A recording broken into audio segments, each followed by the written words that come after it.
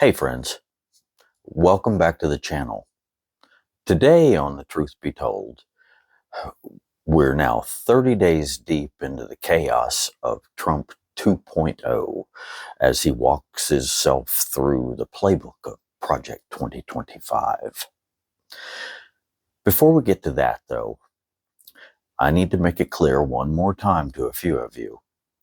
I'm not affiliated with the Democrats or the Republicans. I vote for the country, for the Constitution, for the rules of civil law. So it's just very upsetting that 248 years ago, we fought a revolution and we got away from a king. And we formed what we thought would be a lasting government with built-in areas for change and adjustment as the years have gone past. And always, it's been just and right for everybody. Like it says, we the people. So when I see a post come across like that, with somebody declaring themselves the king of the United States, it's very upsetting to me. I've also caught some heat. So don't shoot the messenger.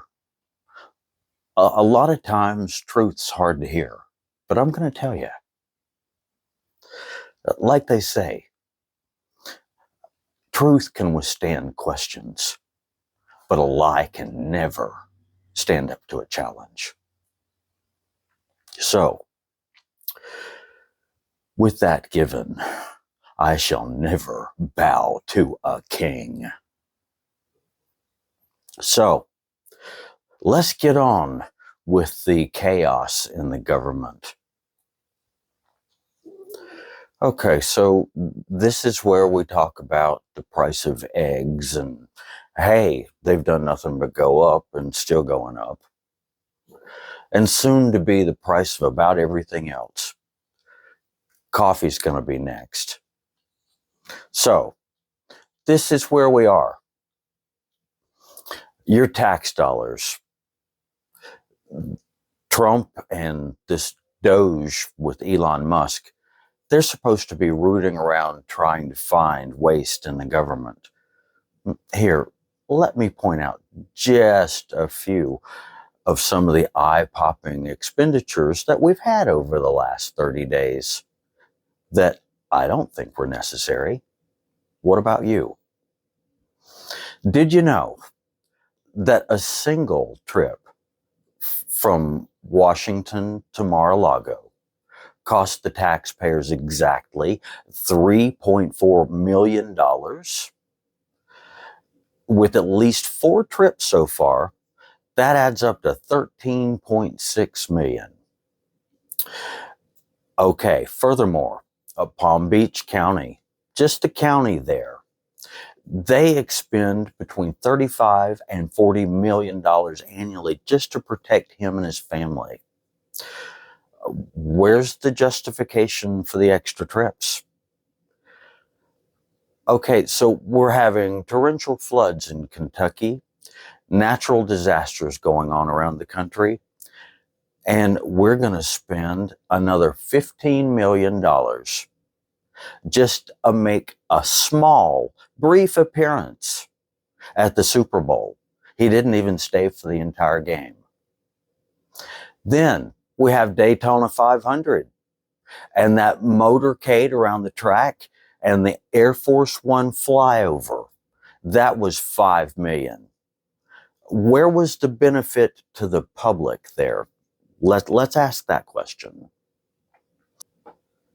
And now, before we get into the outright lies and stupidity that the Doge people are spreading about, it's kind of upsetting to me when I see a godniece spreading actual misinformation around the internet. I love you, but it's still wrong. The Social Security Administration has not been giving money to dead people. No. Every time somebody dies in this country, there is a form that the funeral home has to submit to those folks over there at the Social Security Administration that says, hey, this person died. They don't get a check. How did you think that works? So, no, dead people are not getting Social Security checks.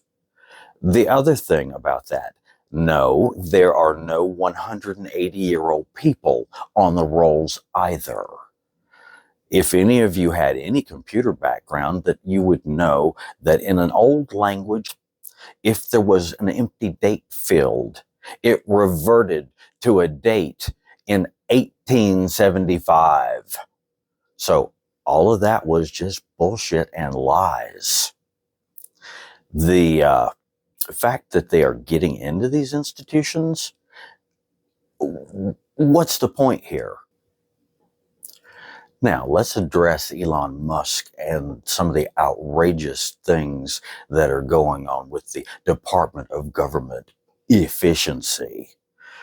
Outright lies and stupidity. They fired 300 people that were in charge from the Department of Energy. They were in charge of not energy. That's the government agency that controls the nuclear warheads and the arsenal. Those 300 people were the ones that would go to the manufacturers, make sure that nobody stuffed radiated material into their stuff and hiked out the front door. They were the ones that made sure that the bombs were assembled properly. And then they were the ones that were responsible for going around to all of the nation's aging nuclear stockpile and making sure things still functioned and didn't leak. So, once they fired those 300 people, they cut their government cell phone off and they deleted their government email address. Guess what? They tried to get them back and some of them can't be found. Does that make us more secure? I don't understand. I really don't. Why does this person have such responsibility when we, the people, aka Congress and the Senate, did not create this department? Apparently, the sitting king did. So, now onward to his little 19 to 25-year-old minions. Once they have forced their way through lifelong government workers who are not the deep state, they are pretty much the last line of defense. Most of them are getting fed up and are just saying, hey, I'm done. The ones that are trying to be responsible are being fired or forced out. So, over at SSA, these little minions have installed an antiquated open source program called PUDGY. It's a terminal emulator, serial console, network file application. It's generally used to suck large files across the network. The question needs to be, they're pulling the data out. Exactly where's it going? Where's the oversight? Speaking of oversight, Mr. Musk has been invited to sit in front of Congress several times and explain himself. But guess what? He's not showed up yet.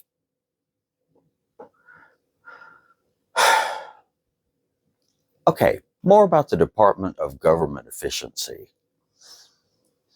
What you may not realize is that initially they were given $750,000 on the 27th of January. It quickly then jumped to a $6.75 million by January the 30th.